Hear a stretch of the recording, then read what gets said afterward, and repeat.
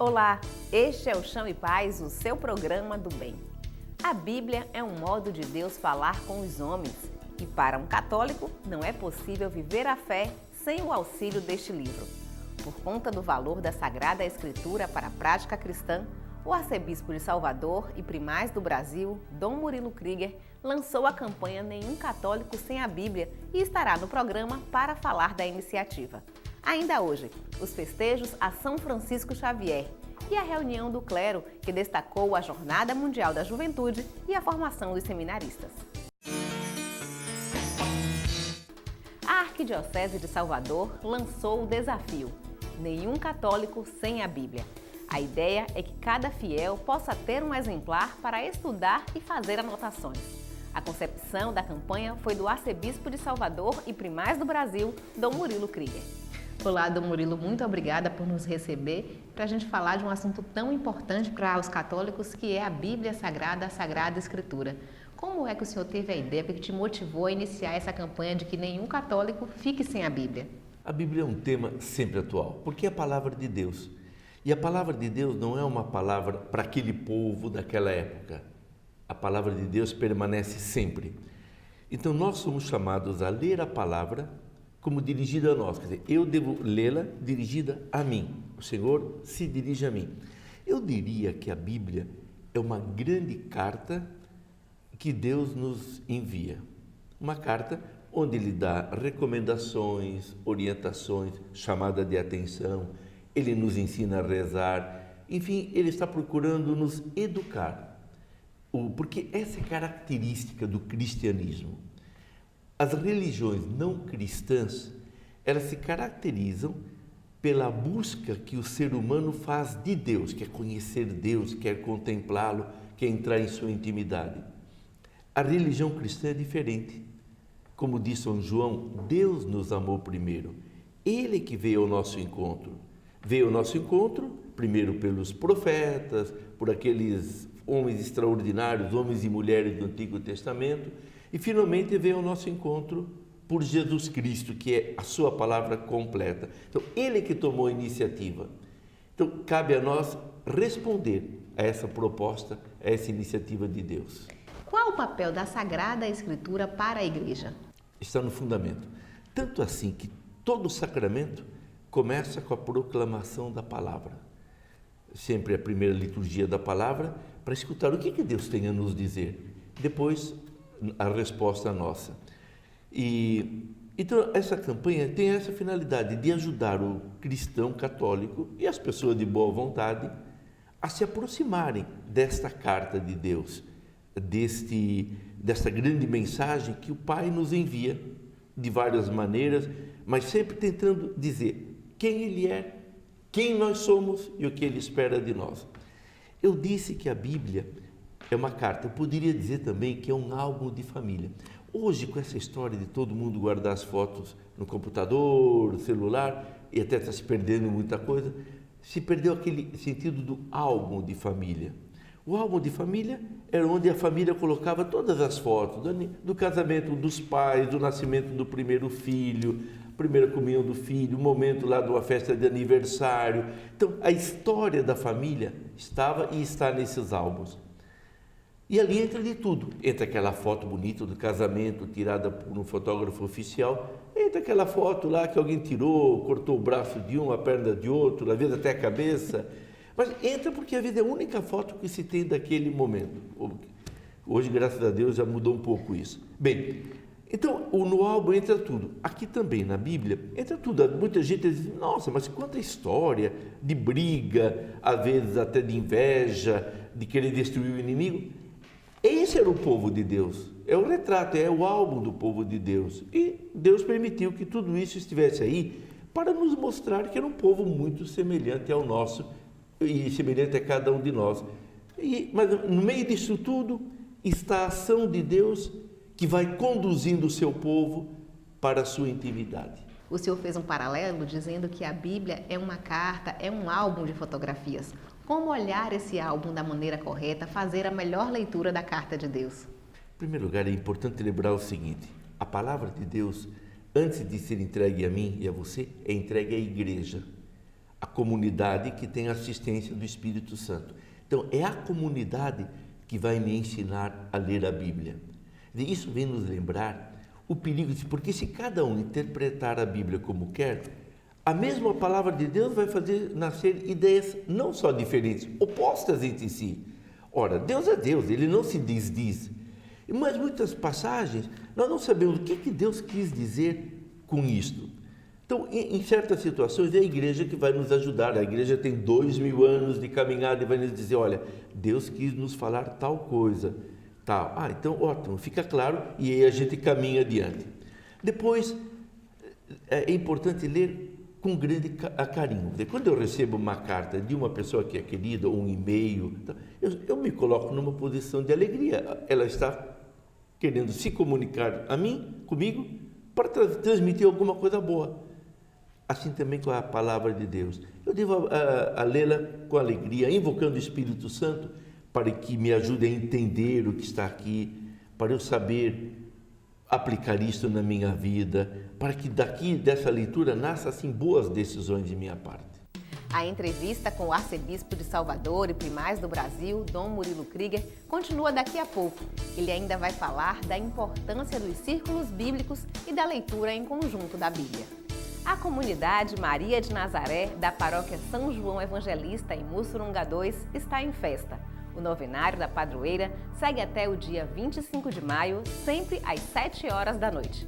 A missa festiva será presidida pelo cardeal e arcebispo emérito de Salvador, Dom Geraldo Magela Agnello, no dia 26 de maio, às 9 horas da manhã. Começa amanhã, na Ilha de Taparica, o novenário da festa do Santíssimo Sacramento. As noites de oração seguem até o dia 29 de maio, sempre às 7 horas da noite. No dia festivo, 30 de maio, haverá missa solene às 8 da manhã e, a partir das 3 horas, uma tarde de louvor.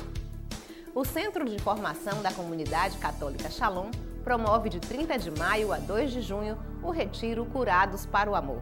O encontro será realizado na Casa de Retiro Frei Ludovico, no fim de linha do bairro de Luiz Anselmo. Outras informações pelo telefone 71 3013 0130 ou pelo e-mail centrodeformação.ssa@conshalom.org. Já estão à venda os ingressos para o Forró Vocacional promovido pelo Seminário Central São João Maria Vianney. A festa caipira será realizada no dia 1º de junho, a partir das 5 horas da tarde e contará com música ao vivo, comidas típicas, quadrilha e reza de Santo Antônio. Os ingressos custam R$ 5,00 e valem como bilhetes para o sorteio do balaio junino. São Francisco Xavier é padroeiro de Salvador a pedido do povo através dos vereadores da cidade. A festa tem tradição de 3 séculos e acontece até hoje. Mas isso você confere só no próximo bloco. Aguarde, o intervalo é rápido, deixou em paz, volta já.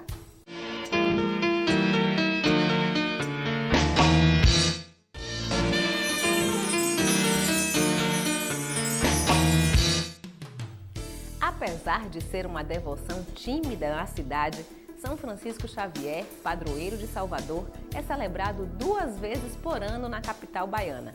Neste mês de maio, a programação fica por conta da Câmara de Vereadores, que mantém uma tradição de mais de 300 anos. São Francisco Xavier é um dos fundadores da Companhia de Jesus, Ordem dos Jesuítas, conhecida pelo trabalho de evangelização. No século XVI, mesmo antes de ser padre, Francisco percorreu vários países como Índia e Japão para pregar a palavra de Deus. Após o sacerdócio, intensificou o trabalho missionário e foi durante uma viagem à China que faleceu. É muito importante porque ele seguiu os caminhos de Jesus, as pegadas de Jesus, e nós devemos também viver o exemplo dele, de humildade, simplicidade, amor e dedicação a Jesus. São Francisco Xavier foi instituído padroeiro da capital baiana em maio de 1686, a partir da proteção que os vereadores e o povo invocaram sobre a cidade após 2 grandes epidemias. Desde então, o santo, que é celebrado no mês de dezembro, em Salvador, também ganha festa no mês de maio. Este ano, a programação foi ampliada e contou com um tríduo preparatório e 2 procissões. Uma faísca no coração de cada soteropolitano com certeza fará um dia um grande fogaréu nessa cidade para homenagear São Francisco Xavier. A Câmara Municipal é um dos incentivadores da festa e todos os anos os vereadores participam da procissão e da missa em homenagem ao santo na Catedral Basílica de Salvador. Com a sua paciência, mais ainda, com a sua determinação e perseverança, ele conseguiu o que parecia humanamente impossível. E ainda hoje, o Japão se sente muito ligado a ele, porque foi quem levou as sementes do Evangelho. Uma alegria muito grande de poder festejar São Francisco Xavier, esse que intercedeu pela nossa cidade e nos curou de uma peste que acomedia a nossa cidade naquele momento. Então, sempre, sempre, sempre, salve São Francisco Xavier. Além dos vereadores, também participaram das festividades autoridades militares, padres, servidores municipais e fiéis. O mundo precisando de prece e as pessoas estão precisando. E ele tem que sair para trazer e levar saúde para todos nós, né?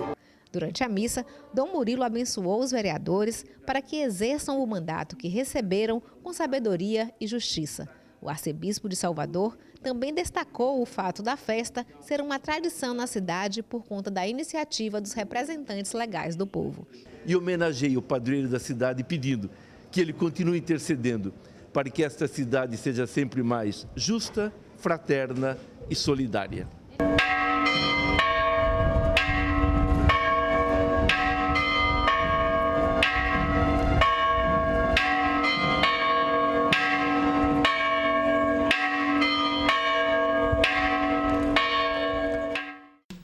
Para ler e entender os textos bíblicos, é importante também saber como esta publicação está composta. A descrição mais comum é a que compara a Bíblia a uma biblioteca, porque ali estão reunidos diversos livros. Dom Murilo Krieger, arcebispo de Salvador, destaca a importância de se apropriar de informações sobre o que é a Bíblia antes de iniciar uma leitura. A Bíblia é formada por diversos livros e eles têm estilos diferentes, maneiras diferentes de fazer a narrativa. Compreender até racionalmente o que são esses livros, em que época que foi escrito, facilita a leitura, a interpretação e o entendimento? Muito. Porque, claro, se é um livro histórico, o livro histórico traz o que aconteceu.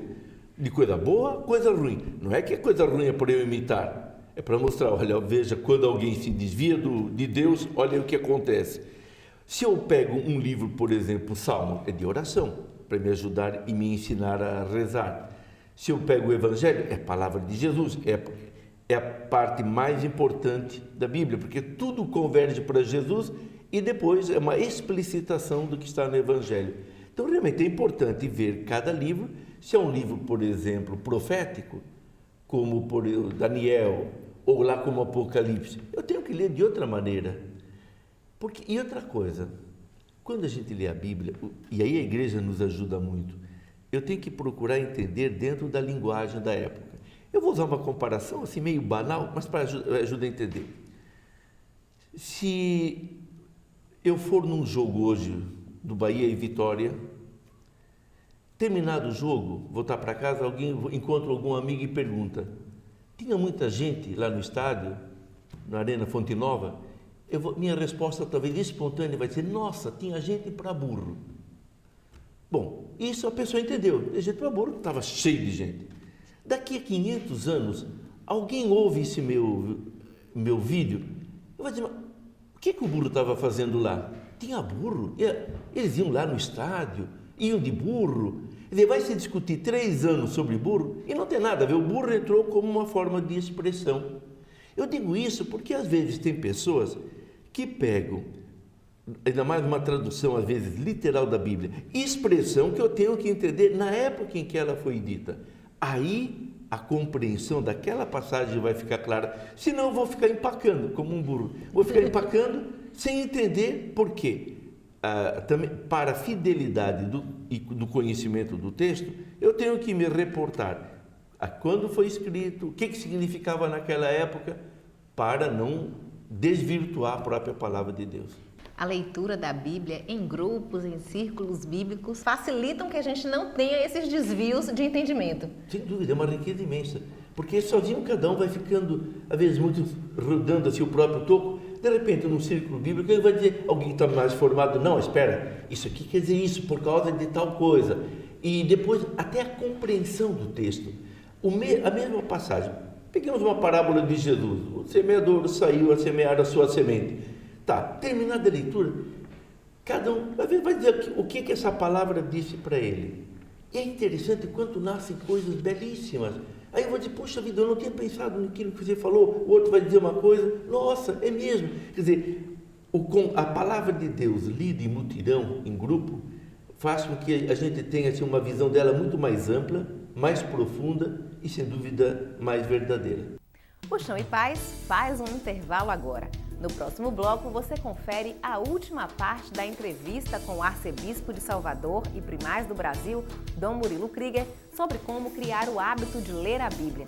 E também vai ver com exclusividade a reunião do clero, que dessa vez destacou a Jornada Mundial da Juventude e a importância dos fiéis estarem comprometidos com o incentivo a novas vocações.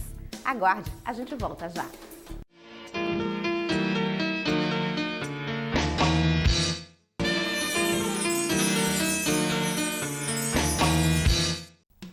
A Bíblia usada pela campanha da Arquidiocese para que todo católico tenha uma Bíblia é uma versão publicada pela Conferência Nacional dos Bispos do Brasil.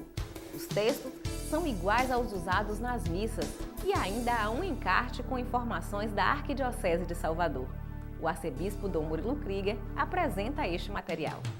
Nesta Bíblia, que é a versão que o senhor pediu para imprimir para a campanha, nós temos algumas informações nossas daqui da Arquidiocese. Isso, aqui no começo, os dados da pessoa, depois uma carta minha de apresentação, porque ler a Bíblia, essa campanha toda. Na página 3, temos o mapa da Arquidiocese e dados. Quantas pessoas trabalham aqui, quem vive aqui, população, municípios. Na outra temos um pouco da história. É a primeira diocese do Brasil. Quem já foi bispo aqui? Quem foi arcebispo? O bispo auxiliar. Depois, é bom lembrar que Salvador tem 4 basílicas. É raro encontrar uma cidade brasileira que tenha uma. Salvador tem 4. Tem sempre uma explicação e uma foto dentro e fora. Depois, é uma cidade de beatos. Tivemos aqui a irmã Nidalva, a irmã Dulce, que uma foi martirizada aqui, outra trabalhou aqui. Mas também tivemos a visita de João Paulo II, que hoje é bem-aventurado, da Madre Teresa, que hoje é bem-aventurado. Depois temos as fórmulas especiais, mandamentos, virtudes, obras da misericórdia, para a pessoa ter uma ideia um pouquinho da riqueza de nossa fé. E, finalmente, um convite para que a família reze unida, porque aí ela permanecerá unida com explicação de como rezar o terço. Então, é a Bíblia, é o texto que a CNBB direcionou a tradução, com uma introdução própria aqui da Arquidiocese. Agora, Dom Murilo, depois que o bom cristão tem a leitura da Bíblia, cria esse hábito da leitura, como transformar isso em experiência, em vivência na vida prática? Eu diria assim, na hora já que lê, a pessoa tem que ser transformada. Eu não leio a Bíblia para depois ficar santo, porque a Bíblia faz nascer, quando a gente lê, pede o Espírito Santo que nos assista, ele vai nos acompanhando e já vai fazendo nascer, ora um arrependimento, ora o pedido de perdão, ora um louvor a Deus, ora uma decisão, eu vou fazer isto, vou visitar aquele doente. Então, na verdade, a pessoa tem que estar atenta, porque o Espírito Santo não vai esperar para falar depois, já vai incutindo bons pensamentos. E é bom que a pessoa, então, esteja atenta a isso e já procure colocar em prática. No sentido de que nenhum católico fique sem a Bíblia, essa é uma boa opção de presente. Ótimo. Porque eu digo nenhum católico, não basta a família. Eu penso, por exemplo, tenho um hábito que outros não têm. Eu gosto de ler quando uma passagem é muito marcante, eu gosto de sublinhar, faço com a Bíblia, faço com livros. Assim também, então, se cada um tiver a sua, pode fazer aquelas anotações que quiser, as passagens que lhe marcaram. E um presente belíssimo para os pais dar para o filho na primeira comunhão ou no aniversário, para o padrinho dar para o seu crismando, ou sua afilhada crismanda, para se dar para os noivos, enfim, É um presente que serve sempre para qualquer hora e é sempre oportuno. Dom Murilo, muito obrigada pela entrevista e tomara que aqui o nosso bate-papo ajude muita gente a comprar e a usar a Bíblia. E a ler diariamente, mesmo que seja poucos minutos, se o dia for muito empenhativo. Se tiver mais tempo, leia um pouco mais, mas se discipline, se organize para ler sempre a Bíblia. Ok, obrigada. A Bíblia da campanha Nenhum Católico Sem a Bíblia pode ser encontrada na Cúria Arquidiocesana, no bairro do Garcia, e custa R$ 13. Mais informações pelo telefone 71 4009 6609. A formação dos seminaristas e a Jornada Mundial da Juventude foram destaques na pauta da última reunião do clero. Os dois assuntos envolvem a juventude e manifestam a preocupação da Arquidiocese com a formação de uma igreja forte e ativa. Os seminaristas levam em média 8 anos se preparando para receber o sacramento da ordem. A formação de um padre inclui prática pastoral, espiritualidade e os futuros sacerdotes cursam 2 faculdades, filosofia e teologia, para exercitar a compreensão do homem e fundamentar os princípios da fé. O que nos motiva a fazer teologia, a ser filmados, a dar testemunho? Eu ainda não. Então, essa tensão dialética, já, ainda não. Já, ainda não. A oração já acabou? Já. Não tem outro Cristo a ser esperado. O cume e o ápice é o evento Cristo. Acabou. Felipe e Paulo estão no meio do processo de formação e fazem parte da mesma turma de seminaristas. Eles já cursaram filosofia e agora vivem o primeiro ano de teologia. Mas antes da decisão de entrar para o seminário, um longo processo de discernimento foi vivenciado por cada um deles. Paulo é da cidade de Itororó, no sudoeste baiano, e desde criança exercitou a fé ao lado da família. Na adolescência foi coroinha e nesta época o desejo de ser sacerdote ganhou espaço no jovem coração. Por conta de estudo e trabalho, veio morar em Salvador, onde continuou a participar de grupos de jovem e de encontros vocacionais até entrar no seminário. Tenho certeza de que Deus está me chamando, de que Deus está me convidando a este caminho, porque eu estou feliz neste caminho, eu estou satisfeito, eu estou realizado nesse caminho. E a cada dia, a cada momento que eu vou caminhando, eu vou percebendo que Deus está me acompanhando e que esses sinais que Deus está colocando na minha vida, que tem colocado na minha vida desde muito cedo, desde criança, estão sendo concretizados. Felipe também veio de outra cidade. Ele é de Dias d'Ávila e a família católica foi espaço propício para acolher o desejo deste jovem que, ainda criança, expressou a vontade de ser padre. Ele participou de grupos de coroinha, conheceu seminaristas e, com o apoio do padrinho, que é sacerdote, fez o caminho de discernimento que levou ao seminário. Essa certeza vem principalmente da confiança em Deus, de saber que o Senhor se coloca no nosso caminho, chega até nós através de diversas pessoas que vão passando na nossa vida e vão confirmando e vão mostrando que a vontade de Deus é essa. Para os dois jovens, o apoio da comunidade e a participação em encontros vocacionais foram essenciais no processo de definição pelo sacerdócio. A comunidade, quando está aberta a apoiar aqueles que desejam entregar sua vida a Deus, de maneira de qualquer realidade religiosa ou sacerdotal, é importante porque com a sua oração eles nos acompanham. A grande ajuda que essas pessoas nos dão a cada dia é a oração. Então a comunidade ela é importante porque é na comunidade que nós testemunhamos essa presença de Jesus Cristo. Vive ressuscitado na sua igreja. Então a comunidade é este lugar onde Deus primordialmente, por excelência, fala ao nosso coração. A questão vocacional esteve na pauta da última reunião do clero. Os bispos, padres e diáconos falaram sobre a manutenção do seminário e como animar os jovens nas comunidades para seguirem o sacerdócio. É fazer um processo de preparação para que o jovem seja livre e ele mesmo diga, eu quero, não só meu padre, mas eu quero. E olhar lá quais são as exigências do seminário, da vida do seminário. E o seminário, por sua vez, precisa saber se esse rapaz tem saúde podendo gerir também entre os jovens, alimentar entre os jovens um clima de consagração. Isso cada adulto pode fazer, cada esposo, cada esposa da vida da comunidade pode incentivar esse ambiente sadio, consagrado, de reflexão. Você está pensando, você está rezando, pode colocar os jovens como protagonistas. Não apenas rezar por eles, mas rezar com eles pelas vocações. A Jornada Mundial da Juventude também esteve na pauta e os presentes foram animados a prepararem nas paróquias a Semana Missionária, período que antecede a jornada e visa formar os jovens. Para fundamentar este processo, os padres receberam o IUCAT, Catecismo Jovem, para que nas comunidades sejam formados grupos de estudo. E agora chegou a hora de acontecer, né? Então há um entusiasmo muito grande, os jovens estão numa expectativa que a gente percebe no olhar, no falar. A gente só tem falado desse assunto, da Jornada Mundial da Juventude, da Semana Missionária, porque a gente vê que vai ser uma oportunidade única também de evangelização, de encontro com Cristo, de partilha da vida, partilha da fé. A reunião também discutiu outros temas da rotina administrativa da Arquidiocese. Foram repassados informes sobre a Igreja no Brasil, no mundo, o calendário da Arquidiocese, enfim, a comunidade viva de Jesus Cristo. Eu diria assim, uma caixa de ressonância.